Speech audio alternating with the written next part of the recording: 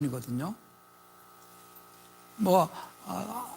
앞 시간에 이제 믿음에 대해 설명을 했었으니까 그 말이나 지금 고린도전서 15장 29절 말씀이나 같은 의미의 말씀이죠.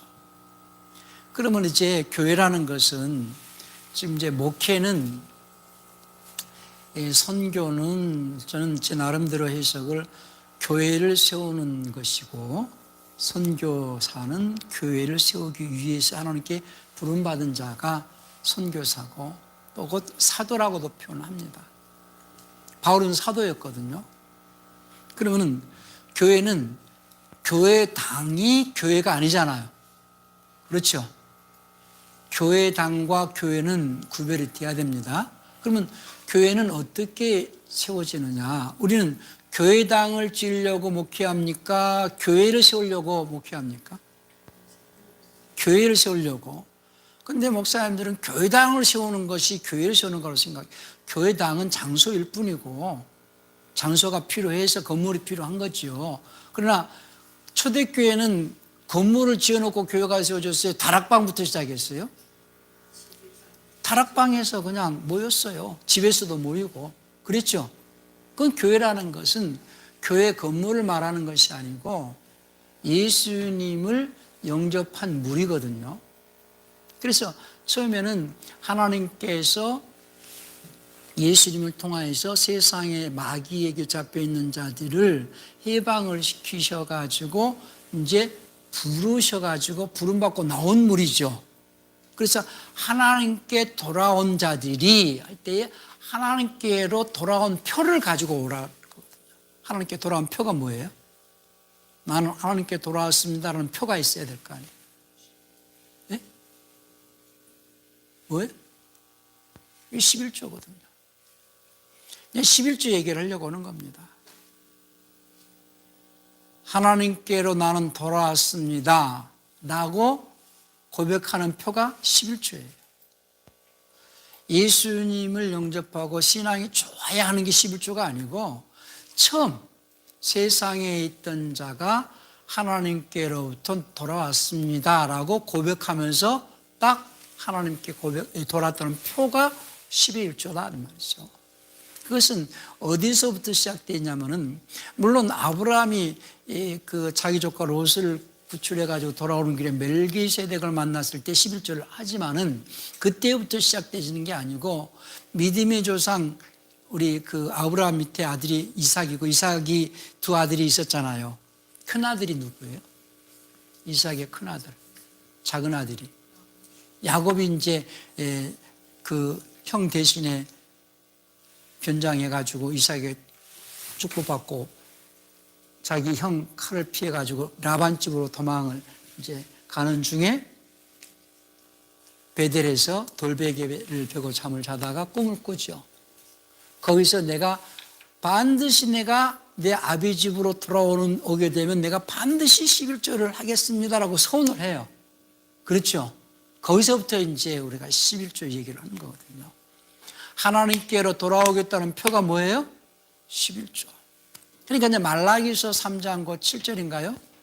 너희는 내게로 돌아오라 할 때에 11조 얘기를 하시잖아요.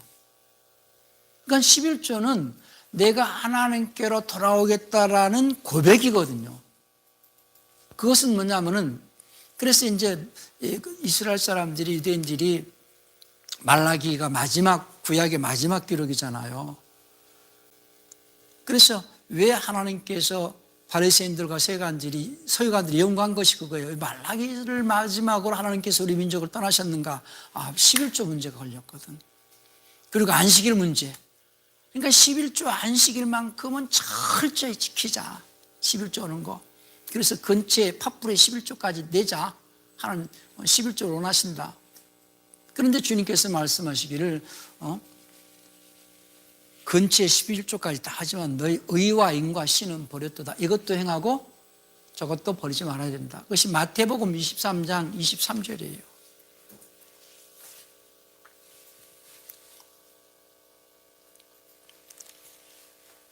자, 마태복음 23장 23절 한번 보실래요? 서기관들과 바리새인 것들 위선자들아 너희에게 화가 있을지 너희가 박하와 회향과 근처의 11조를 바치되 율법에 더 중요한 문제인 판단의 공의와 긍휼과 믿음 무시가 있도다. 내가 마땅히 이것들을 행하였어야 하거냐 다른 것도 행하지 않은 채 내버려 두지 말아야 하느니라.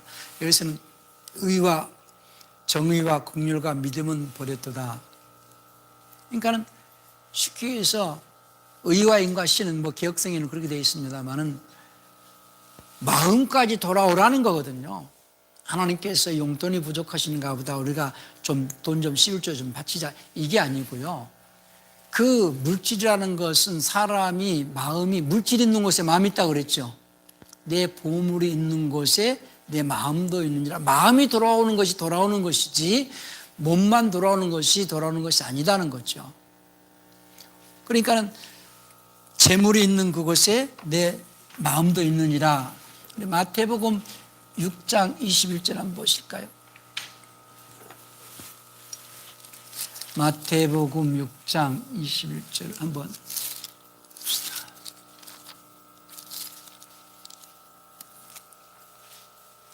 읽어주세요. 마태복음 6장 21절 말씀. 너희 보물이 있는 곳 거기에 너희 마음도 있느니라. 그러니까 사람들이 재물이 있는 곳에 마음도 있잖아요. 부자가 결국은 예수님을 따르지 못한 것은 물질 때문이잖아요. 마음이 주님께로 주님을 따르지 못했다는 것은 물질에 매여 있었다는 거거든요. 그래서 물질이 있는 곳에 마음도 있다. 네 마음이 하나님께로 돌아왔다는 고백으로 11조 내놓으라는 거예요. 그러니까 하나님 결국은 11조 그 물질을 보시는 게 아니라 마음을 보신다는 거죠. 그래서 잠언 그 23장 26절에서 아들아 내 마음을 내게 달라. 마음 달라는 거거든요. 사모님이 뭘 뺏겨서 평생 목사님 성 가진 자녀들 낳아주고 월급 받지 않고 일해주고 해요. 뭘 뺏겨가지고. 마음 뺏겨가지고. 옛말로 색경 없는 모습 노릇하고 문서 없는 노비가 됐잖아요. 마음 뺏겨가지고. 그러니까 마음을 달라는 거예요, 하나님께서는. 그러니까 내 마음이 하나님께로 돌아왔습니다라고 고백하는 것이 11조다. 10분의 1을 내놔라. 그것은 야곱이 창세기 28장 21절에서 22절에 꿈에서 깨어가지고 내 아비 집으로 돌아오는 날에는 반드시 11조 하겠다고 그러더니 아비 집으로 돌아온다고 그랬지 언제 하나님께 돌아온다고 했느냐 이렇게 말할 수 있는데요. 야곱의 아비가 이삭이죠. 이삭의 아비가 아브라함이에요. 그러니까 하나님은 아브라함과 이삭과 야곱의 하나님이다 이렇게 얘기를 할 때에 처음에 창세기 17장에서 하나님께서 아브라함과 계약을 하셨죠. 그리고 이삭을 두고 창세기 그 28장에서 맹세했나요? 22장에서 맹세했나요? 22장 17절 18절에서 맹세하시고 그리고 이스라엘에게 모세를 통해서 율법을 주셨거든요. 그러니까는 하나님과 계약이 되어져 있는 우리 아버지 집으로 돌아오는 날에는 이 말이거든요. 그러니까 하나님과 계약되어진 집으로 돌아오는 날에는 얘기는 하나님께 돌아오는 날에는 내가 11조 하겠습니다 하는 얘기예요. 근데 그 11조를 마음을 담아서 내놓으라는 거예요. 마음이 돌아왔다는 고백으로 하는 거거든요. 그러니까 교회는 첫 번째 하나님께로 돌아온 자들이 11절을 통해서 내 마음이 하나님께 돌아왔습니다 고백한 자들이 두 번째는 예수님과 연합되어져서 하나님의 말씀에 순종하는 삶을 살겠습니다라고 뭘 받는다고 그랬어요? 바티즘을 받은 그들이 그때부터 그리스도인이고 그때부터 그리스도의 몸을 이루는 지체로 사는 거예요. 예? 그를 우리는 교인 이렇게 얘기하죠. 교인. 교회는 예수의 몸이죠. 에베소서 그 2장 20절인가요?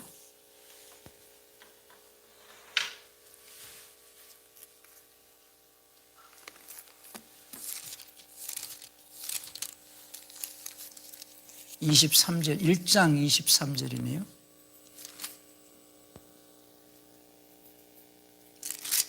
교회는 예수의 몸이고 예수의 몸을 이루고 있는 그 무리를 교회 이렇게 얘기하잖아요. 그리고 그 교회의 지체들, 교인은 지체들이고 교인들은 교회고 그 교회를 예수의 몸이라 하고 교회의 머리는 누구세요? 예수님이시고. 그러니까 머리가 있고 몸이 있어요. 그리고 몸과 머리와 몸을 딱 연결해주는 부위는 목이죠. 그 목은 목사님 또는 설교자죠. 예? 그러니까 교회는 반드시 이 구조로 되어 있어야 됩니다. 하나님께로 돌아왔다라고 고백한 사람들, 무리, 두세 사람 이상, 무리, 하나님께로 돌아왔다는 고백으로 11조를 한 자, 11조를 통하여서 내가 하나님께 돌아왔습니다라고 고백한 자, 그리고 그들이 이제부터 자기 뜻대로 살지 않냐고 하나님의 말씀에 순종하겠습니다라고 고백하면서 맵티즘을 받은 그 자가 이제 교인의 신분으로서 사는데 그들이 모이면은 교회고, 그리고 교인 한 사람 한 사람은 그 몸을 이루는 지체들이고, 그래서 그 몸된 교회와 머리가 되시는 예수님의 중간 역할을 하는 대상은 설교자인 목사님 또는 설교자인 전도사님 될 수도 있고, 그래서 머리와 몸과 이 목이 이렇게 연결이 되어져 있을 때 정상적으로, 그게 정상적인 교회라고 말할 수 있죠. 그러면 목의 역할은 뭐예요? 머리로부터 지시받은 그 내용 그대로 전하는 것이 목의 역할이죠. 그러니까 목이 잠기면 말을 못 하잖아요. 목을 통하여 가지고 머리로부터 백체의 모든 시신경이 연결이 되어 있어서 머리가 지시하는 그대로 몸을 움직이는 거죠. 목이 없이는 할 수가 없잖아요. 만약에 교통사고가 나가지고 목을 다치면 반신불수도 될 수 있고 또는 식물인간이 될 수도 있죠. 목의 역할이 굉장히 중요하죠. 그런데 만약에 교인이 자기 마음대로 이 손가락이 손에 붙어 있어야 되는데 손가락이 자기 마음대로 이렇게 돌아다니면 되겠어요? 잠시는 살 수 있어요. 그러나 얼른 붙어 있어야 되죠. 머리에서 발끝까지 바늘로 찌르면 나오는 게 뭐가 있어요? 피 속에 생명이 있어요. 그렇죠? 그러니까 교인은 반드시 교회에 붙어 있어야 돼요. 교회에 붙어 있을 때에 생명이 공급돼요. 그 안에서 자라갈 수 있어요. 그러니까 하나님의 아들은 교회 안에서 태어나서 교회 안에서 자라가는 거예요. 교회를 떠나서는 절대로 하나님의 아들로 자랄 수가 없어요. 근데 교인들이 그걸 잘 모르죠, 지금. 교회관이 지금 안 잡혀 있거든요. 그러면 머리가 살면 몸이 산다는 말 있죠? 머리가 살았으니 몸도 산다. 그럼 머리가 먼저 살았어요. 누가 먼저 사신 거예요? 예수님이. 그러니까 부활의 첫 열매는 예수님이에요. 그 다음에 부활할 대상은 누구예요? 몸이죠. 그렇죠. 교인이 부활하는 게 아니라 교회가 부활합니다. 누가 부활한다고요? 몸이 부활한다 그 말이에요. 몸이. 그러면 지체들은 부활하려면 어디에 붙어 있어야 돼요? 몸에 붙어 있어야 돼요. 교인이 교회를 떠나면 죽는 거예요. 요즘 교인들은 그런 관념도 없지요. 자기가 마음에 드는데 찾아다니잖아요. 집에서 예배 본다고 그러고 그러잖아요. 뭐 알아서 들었어요. 나는 제일 두려운 게 그런 부분이에요. 구원관도 중요하고 교회관도 중요하죠. 왜냐하면 반드시 주님은 교회를 통해서 일하십니다. 교회를 통해서 말씀하시고 교회를 통해서 하나님의 아들들이 태어나고 양육받게 되어 있어요. 어차피 이번 텀은 대충 이렇게 교회 간도 말씀을 드리는데요.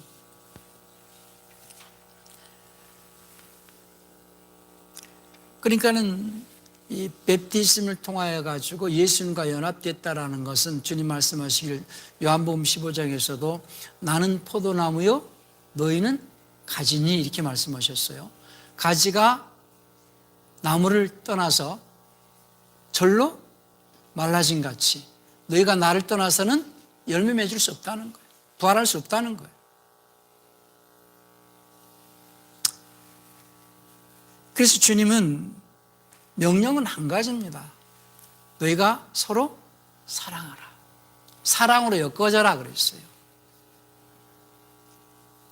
그러니까 사랑으로 엮어져 있는 상태로 하나가 되라. 그런데 이제 마귀의 전략은 분열을 시키는 거거든요. 그래서 이제 초대교회부터 이제 분열의 어떤 그 역사가 시작이 되거든요. 고린도전서 1장 10절을 한번 볼까요? 고린도전서 1장 형제들아 이제 내가 우리 주 예수 그리스도의 이름으로 너희에게 간청하노니 너희는 다 같은 것을 말하고 너희 가운데 뭐가 없이 분쟁이 없이 같은 생각과 같은 판단 안에서 완전히 함께 결합하라. 같은 말하고 분쟁 없이 같은 말 같은 뜻으로 완전히 결합하라. 그러면서 이제 12절 13절부터 내 형제들아 근로 집안에 속한 자들이 나는 바울에게 여기서 이제 분열이 시작되거든요. 아볼레에게 게바에게 그리스도에게 그러면서 이제 바울이 계속해서 그런 고민을 하는 거예요. 이상한 교리들이 들어오지 못하도록 해라. 초대교회부터 분열의 어떤 그 마귀의 작업이 시작됐다. 그렇게 보는 거죠. 또 볼까요? 에베소서 4장 1절부터 3절까지 한번 봅시다. 에베소서 4장 1절부터 3절까지 봅시다.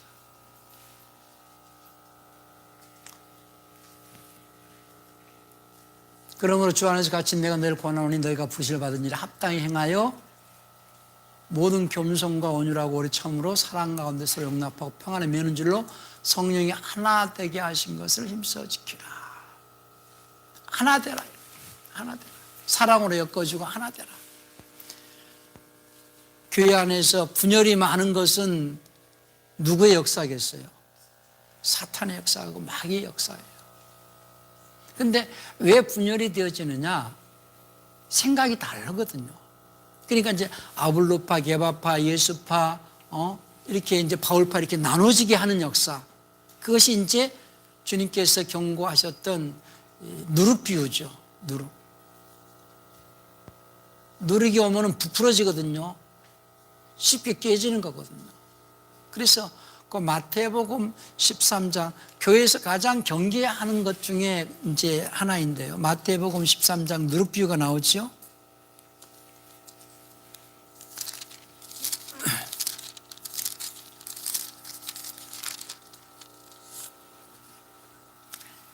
(33절에서) 이제 또 살짝 숨겨놓은 것이 그런 거예요.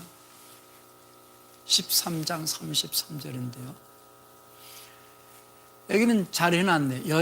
어떤 여자가 가져다가 굵은 가루 서말 속에 숨겨 넣어 이렇게 되어 있어요. 굵은 가루 서말 속에 숨겨 넣었다. 개혁성경 그냥 여자가 가루 서말 속에 넣어 이렇게 해놨잖아요. 굵은 가루 서말 속에 숨겨 넣었다는 거예요. 이제 마태복음 13장은요. 곡식과 가라지 비유 나오고 누룩 비유 나오고 겨자 비유 나오고 그럼 세 가지 비유 나오나요?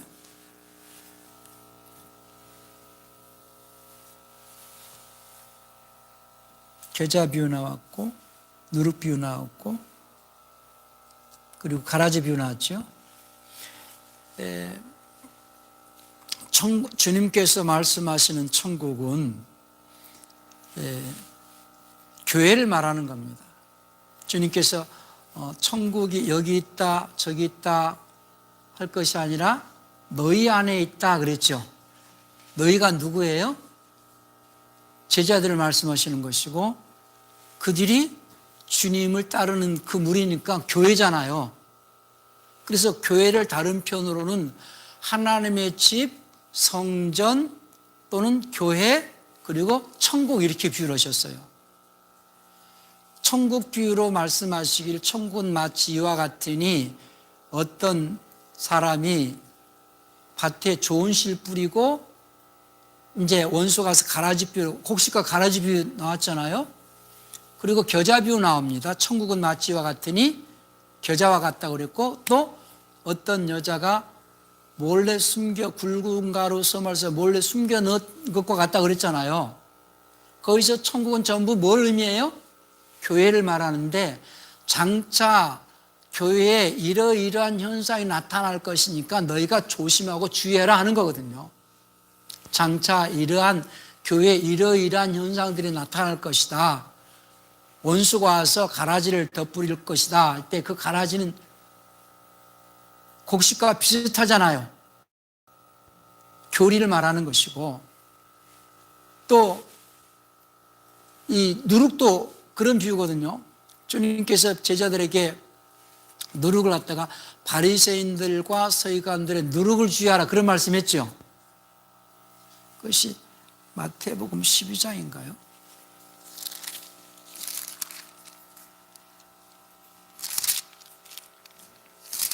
(12장이) 아니고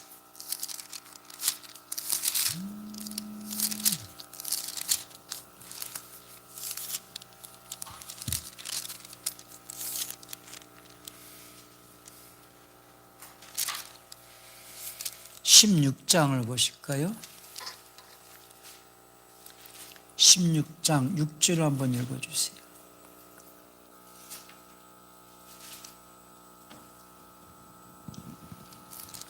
마태복음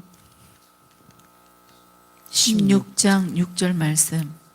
그때에 예수님께서 그들에게 이르시되 바리새인들과 사두개인들의 누룩을 주의하고 조심하라 하시니 12절에서는 그제야 그들이 그분께서 빵의 누룩이 아니라 바리새인들과 사두개인들의 교리를 조심하라고 명하셨음을 깨달으니라. 바리새인들과 사두개인들의 교리, 뭐 이제 개혁생 교훈 이렇게 놨는데 이제 교리에 유념을 하시기 바랍니다. 닥트린이거든요. 티칭이 아니고 가르침이 아니고 이 닥트린을 이제 나중에 생각을 해놓으세요. 교리. 바리새인들과 사두개인들의 교리를 뭘로 비유하셨어요? 누룩으로 비유했어요. 그러면은 아까 마태복음 13장 33절에서 어떤 여자가 굵은 가루 서말 속에 몰래 숨겨놨다고 그랬죠. 좋은 것을 몰래 숨겨놓아요? 안 좋은 것을 몰래 숨겨놓아요? 좋은 것을 몰래 숨겨놓아요? 예?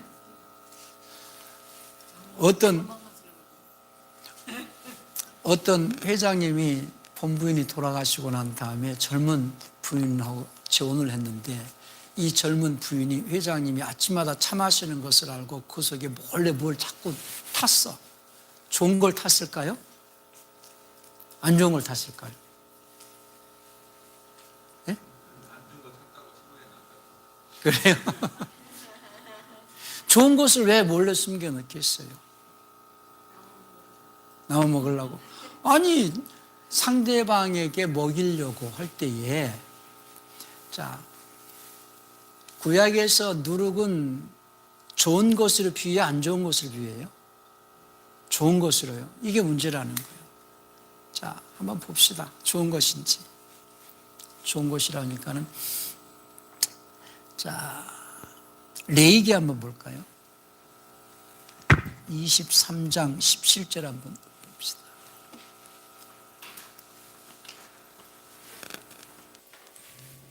읽어주세요. 레위기 23장 17절. 레위기 23장 17절 말씀. 너희는 너희 거처에서 10분의 2 에바로 만든 흔드는 빵 2개를 가져올지니 그것들은 고운 밀가루에 누룩을 넣어 구운 것들이며 그것들은 주께 드리는 첫 열매니라. 여기서는 무슨 죄예요? 소재인가요? 밀가루. 여기서 거기서 말하고자 하는 것은 고운 밀가루라고 그랬죠. 자, 민수기 봅시다. 출애굽기 12장 15절 봅시다. 출애굽기 12장 15절.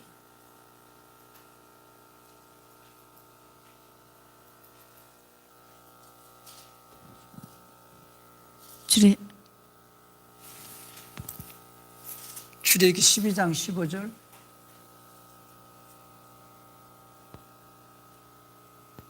뭐 19절도 있고.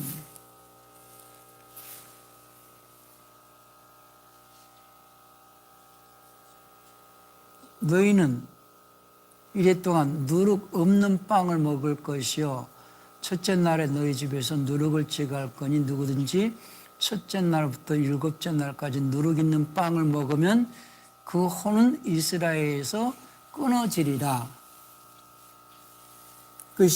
자, 19절에도 있죠, 아까? 19절도 봅시다.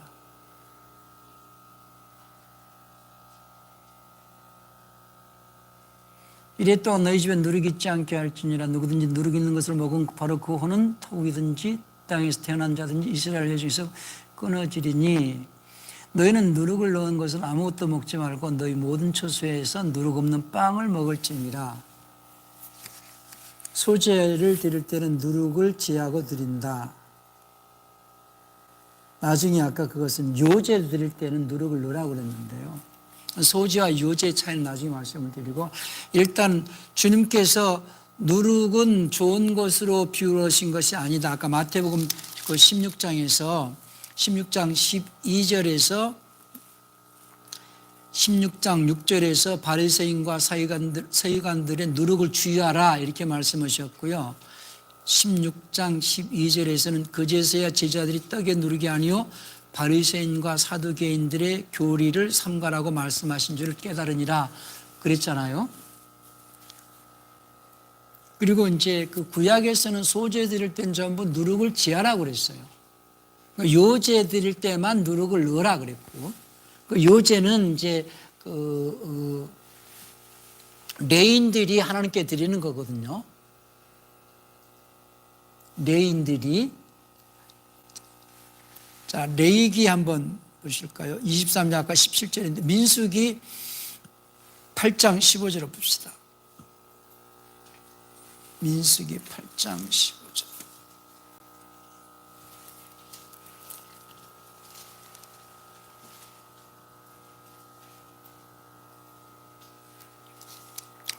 그게 좀 길게 봐야 되겠는데요.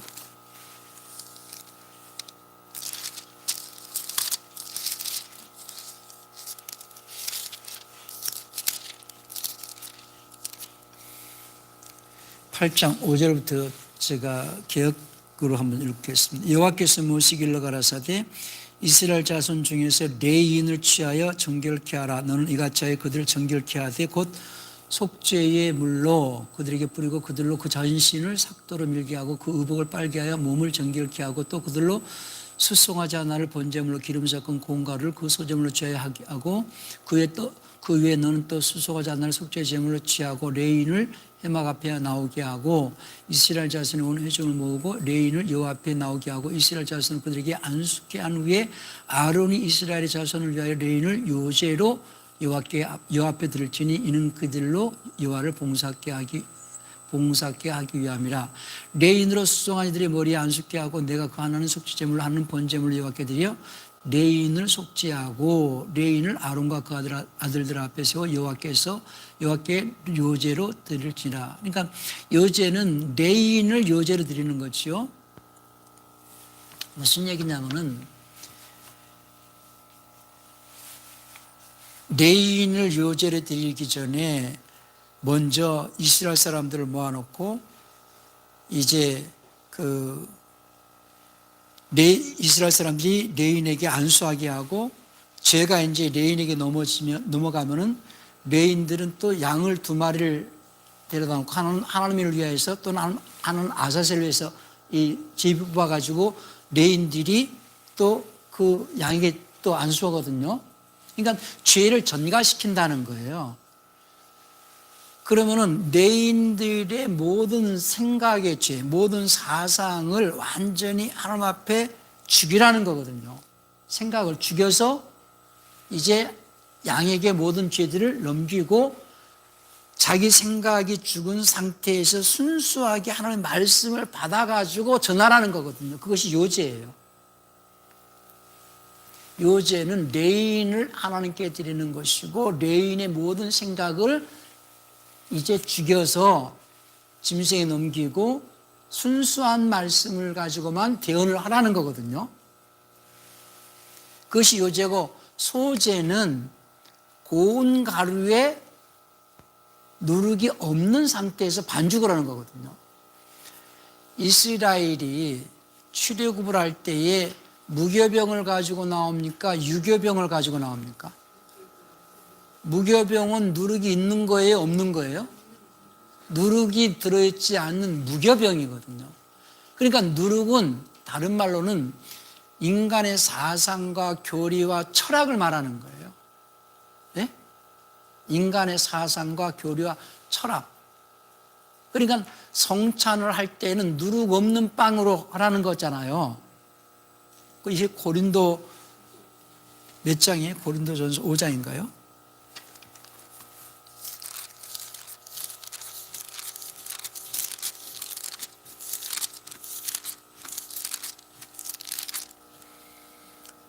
(5장) 6절부터 8절까지 한번 보실래요? 너희가 자랑하는 것이 선하지 아니하도 적은 누룩이 온돌을 뜨게 함을 너희가 알지 못하라. 그럼 너희는 누룩 없는 자들인즉 새 덩어리가 되기 위해 묵은 누룩을 제거하라. 우리 유월절 어린 양 그리스도 우리 위하여 생물을 드리. 그러므로 우리가 그 명절을 지키되 묵은 누룩으로도 말고 악하고 악에 찬 누룩으로도 말고 순수함 올려보실래요? 8절 8절 순수한 진실함에 누룩 없는 빵으로 하자. 이게 무슨 말이에요? 순수한 누룩 없는 빵이 뭐예요? 예수는 빵으로 비유했는데 여기서는 떡으로 했잖아요. 주님께서 말씀하신 나는 하늘로부터 온 떡이다 그랬잖아요. 순수한 예수님의 떡, 순수한 하나님의 말씀을 의미하는 거거든요. 묵은 누룩으로도 말고 사악하고 악독한 누룩으로도 말고 누룩 없이 오늘 순전함과 진실함의 떡으로 하자 한 것은 인간의 사상과 교리나 이런 것으로 하지 말고 순수한 말씀으로 하자는 거거든요. 그래서 주님께서 아까 마태복음 그 16장에서 바리새인과 서기관들의 누룩을 주의하라. 곧 그들의 교리를 주의하라. 또는 헤롯의 누룩을 주의하라. 이런 것 전부 철학과 인간의 생각을 말하는 거거든요. 그리고 마태복음 13장 33절에서 여자가 굵은 가루 서말 속에 몰래 숨겨놓은 누룩과 같다 그랬어요. 그건 뭘 의미합니까? 교회 안에 인간의 철학과 교리가 들어왔다는 거예요. 그래가지고 이제 분열이 생깁니다. 아까 지금 고린도전서 1장 10절에서 이제 분열이 생긴다는 것은 인간의 사상과 철학이 들어와서 초대교회부터 이제 분열하고 배교가 생기고 이런 사건들이 나오기 때문에 바울이나 요한은 그런 얘기를 많이 한 거거든요. 서신을 통해 가지고.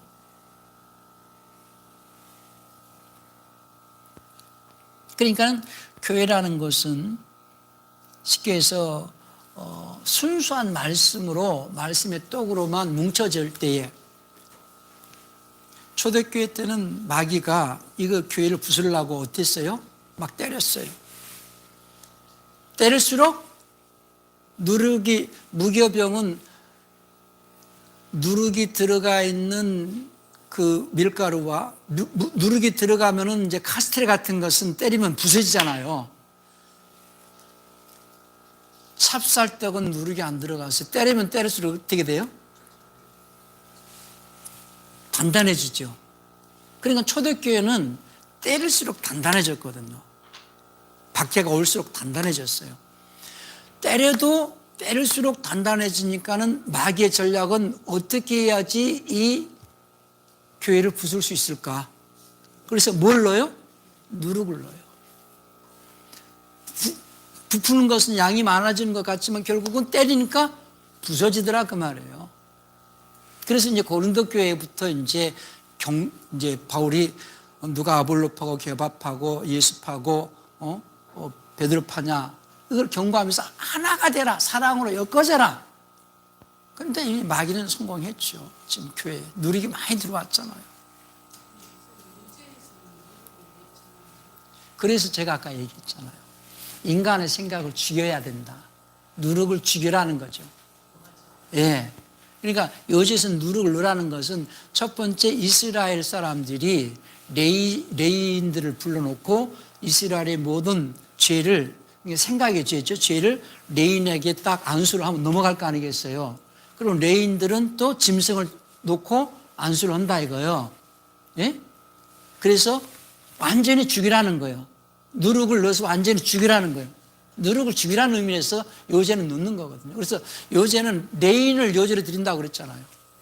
예. 그 차이가 있죠. 그러니까 교회는 첫째 하나님께로 돌아왔다라는 고백으로 11조하고 그 다음에 완전히 내 생각을 죽인 자, 내 생각은 없습니다 주님, 오직 주님의 말씀만이 나를 지배합니다 라는 고백으로 누룩이 없다는 거예요. 내 사상, 내 철학이 없다는 거예요. 순수한 하나님 말씀에 순종하겠습니다라고 고백한 자들이 뭉쳐 있을 때에 그때에 이제 순수한 교회가 되는 거죠. 그러기가 쉽지 않죠. 그래서 교인 한 사람 한 사람들에게 그렇게 하기 위해서 뭐를 넣어줘야 되냐면 설교라는 것은 다른 게 아닙니다, 목사님. 설교는 지금 그 사람의 사고가 있잖아요. 사고. 그 사람의 사고는 어떤 가정에서 태어나서 어떤 교육을 받고 그 지방의 어떤 문화에 속하여 살았느냐에 따라 그 사람 사고가 달라지죠. 그렇죠? 사고를 다른 말로 철학 그래요. 철학. 근데 그 인간의 사고, 생각, 그 인간의 철학을 완전히 부숴버리고 새로운 하나님의 철학을 넣어주는 거예요. 쉽게 얘기해서. 하나님의 사고를 넣어주는 거예요. 그 사람의 생각을 완전히 죽여야 되고 대신에 하나님의 말씀으로 그 사고의 틀을 잡아주는 거예요. 인간은 어려서부터 그 가정에서 교육을 받았고 그 어떤 교육을 받느냐 어떤 지방과 어떤 문화에 영향을 받느냐에 따라 그 사고의 틀이 잡혀지거든요. 그렇죠? 우리나라 사람이 미국으로 입양을 갔어요. 2살 때에. 그럼 우리나라 사람이 거기서 미국서 한 20년, 30년 살았어요. 그러면 2살 때 미국 갔는데 20년, 30년 동안 미국에서 살았어요. 그러면 우리나라 사람이 미국 사람이요? 네? 우리나라 사람이요? 왜 미국 사람이요? 사고의 틀이 잡혀져 있잖아요. 우리는 세상에서 엄니하고 태어나가지고 세상에 살면서 세상의 사고의 틀을 딱 잡고 살았었어요. 네? 이 틀을 완전히 부숴버리라는 거예요. 이것을 부수고 새로운 사고의 틀을 넣어주는 것이 설교다 그 말이에요. 사고의 틀. 그걸 갖다 다른 말로 교리의 틀 이렇게 하는 거죠. 교리의 틀. 다른 말로는 말씀의 틀.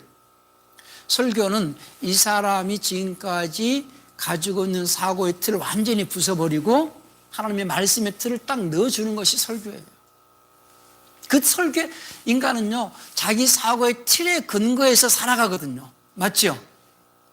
그 사람의 생각의 사고의 틀에 의해서 그 수준만큼 살아가고 말하는 거예요.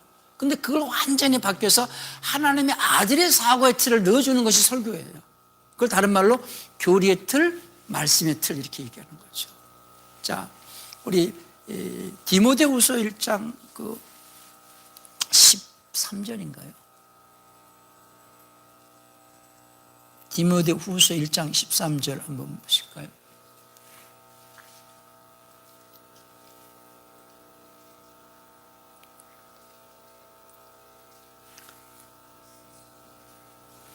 여기는 말씀들의 틀을 굳게 붙잡고 일어났죠.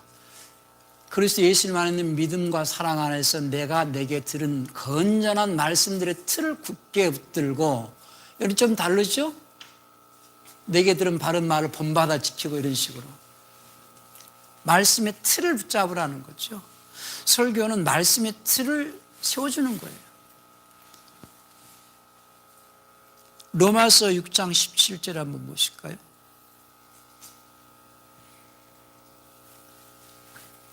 로마서 6장 17절입니다.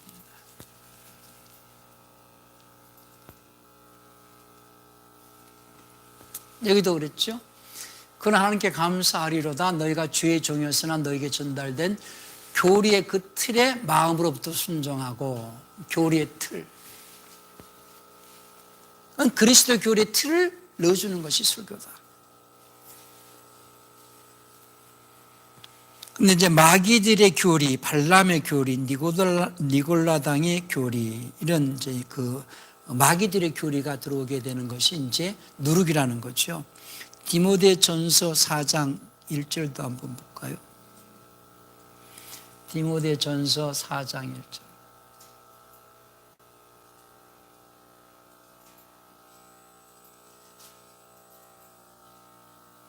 이제 성령께서 분명히 말씀하시길 마지막 때 어떤 사람 믿음에서 떠나 유혹하는 영들과 마귀들의 교리들의 주의를 기울이라 하시는데, 마귀들의 교리.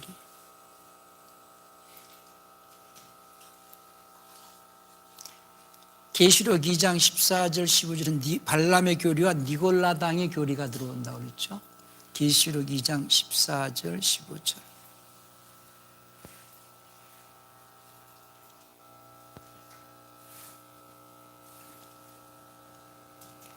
발람의 교리를 붙잡는 자들이 내게 있기 때문이로다. 그가 발라가르치 이스라엘 자손들 앞에 걸음들어야. 15절에서 니골라당의 교리를 붙잡는 자들이 있거니와 내가 그것을 미워하노라. 발람의 교리, 니골라당의 교리. 그런데 이제 디모데전서 6장 1절에서는 하나님의 교리. 디모데전서 6장 1절입니다. 멍이 아래에 있는 종들은 다 자기 주인들을 모든 존경을 받기 합당한 자로 여길지니 이것은 하나님의 이름과 그분의 교리가 모독을 받지 않게 하려 합니다. 하나님의 교리가 모독받지 않게. 디도서 2장 10절도 봅시다. 디도서 2장 10절.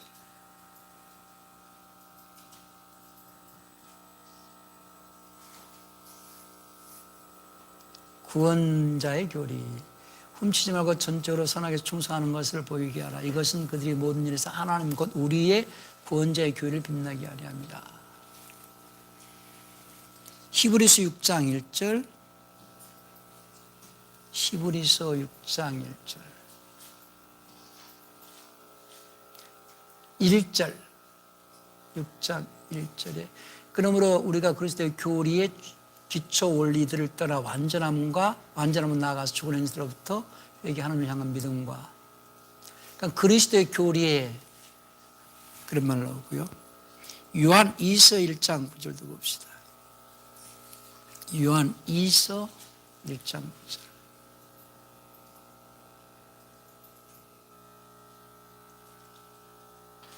누구든지 죄를 지으며 그리스도의 교리에 거하지 아니하는 자에게는 하나님이 없고 그리스도의 교리 안에 거하는 자에게는 아버지 아들이 둘 다 있느냐. 거하는 자는 아버지 아들이 있다. 그리스도의 교리 안에 거하라는 거죠. 그걸 다 디모데전서 4장 6절에서는 선한 교리 이렇게 얘기를 했죠. 디모데전서 4장 6절에서.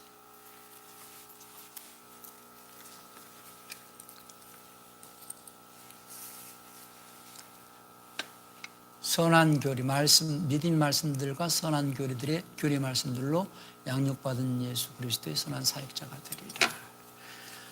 이제 오늘도 대충 그 교회에 대해서, 교회관에 대해서 이제 말씀을 드리려고 했는데요. 시간이 많이 쫓겨가지고 구원에 대해서 조금 더 생각을 해보셔야 되고, 이제 베프티즘 침례 문제에 대해서 생각을 해보셔야 되고, 그리고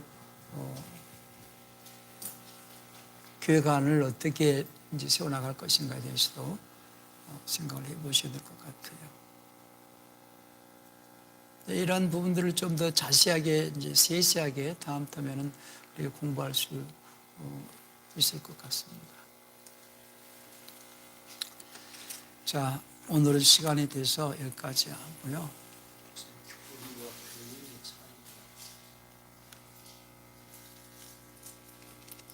그러니까 교훈과 보통 우리가 교훈으로 이렇게 번역을 해놓은 데가 많은데, 학교 다닐 때 보통 교실 앞에 교훈 써놨잖아요. 교훈하면은 교훈을 잘 지키면 뭐 착한 학생이 될 수 있지만 교훈을 안 지킨다고 그래도 문제가 없죠. 어때? 교리라는 의미하는 어떤 틀이 있잖아요. 교리라는 어떤 그 개념 안에는 어떤 틀이 있거든요. 그걸 다른 말로 아까는 말씀의 틀 이렇게 표현했는데 그 집을 짓는 틀이거든요. 결국은 삶이라는 것은 자기가 어떤 생각의 틀에 기초해서 살아가느냐에 따라서 결과는 달라요. 자기 생각의 사고의 틀 안에서 살다가 죽으면은 지옥이지만 하나님의 말씀의 교리의 틀 안에서 자기가 살아가면은 하나님의 집으로 지어져 가는 거거든요. 그 차이죠. 그러면 교훈하겠어요? 교리하겠어요? 가르침하겠어요? 교리하겠어요?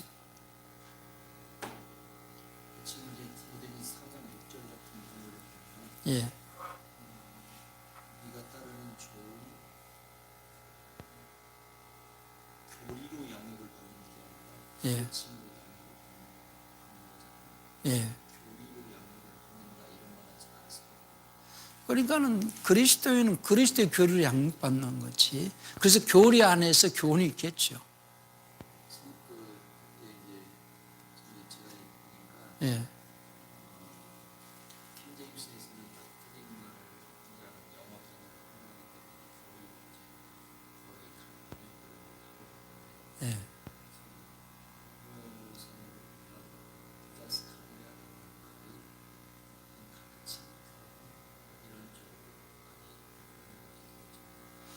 그러니까 이제 킹제임스는 닥트린도 있지만 또 티칭도 있거든요. 그러니까 이제 교리와 교리라고 하는 건 지금 말씀하고 있는 것처럼 딱 정해져 있는 틀. 그러니까 그 틀 안에서의 교훈이라고 말할 수도 있겠죠. 그러니까 그 교훈이 그 틀을 벗어나면 안 되겠죠. 교리라고 하는 부분들을 우리가 자꾸 이야기하다 보면 예. 이게 좀 가두어진 것 같은 그 얘기예요. 그러니까 쉽게 해서 그렇게 얘기한다면 법이라는 것은, 자유라는 것은 그 법의 테두리가 있거든요. 법 안에 가두어져 있잖아요. 그러니까 자유라는 것이 그 테두리 안에서 자유지, 그 벽을 넘어서는 방종이 되는 거잖아요. 그러니까 그리스도인은 그리스도의 법, 그리스도의 법을 다른 말은 그리스도의 교리 이렇게 표현한 거거든요. 그리스도의 법의 테두리를 넘어가면은 죄지요. 그리스도의 법과 그리스도의 교리는 또 다른 차이죠.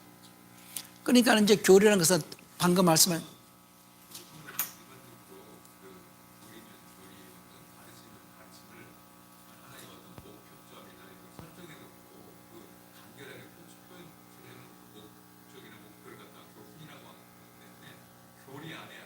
그렇죠.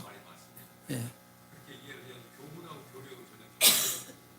그러니까 교리는 어떤 틀이고 그 틀 안에서의 교훈은 있겠죠. 그러니까 교훈이 우리가 저 성경을 읽을 때 예. 번역을 할 때 예. 같은 닥트린이더라도 어떤 때는 교리라고 번역이 되어야 되지만 어떤 때는 그 교리 안에 있어야 어떤 교훈으로 예. 번역이 되어야 되는데 일률적으로 교리로만 교리가 잘못됐다는 게 아니고 교리로만 우리가 일률적으로 이야기해. 지금 우리 목사님이 성경 구절을 쭉 했잖아요. 이건 전부 닥트린을 여러 가지 표현한 거예요. 다 이야기했는데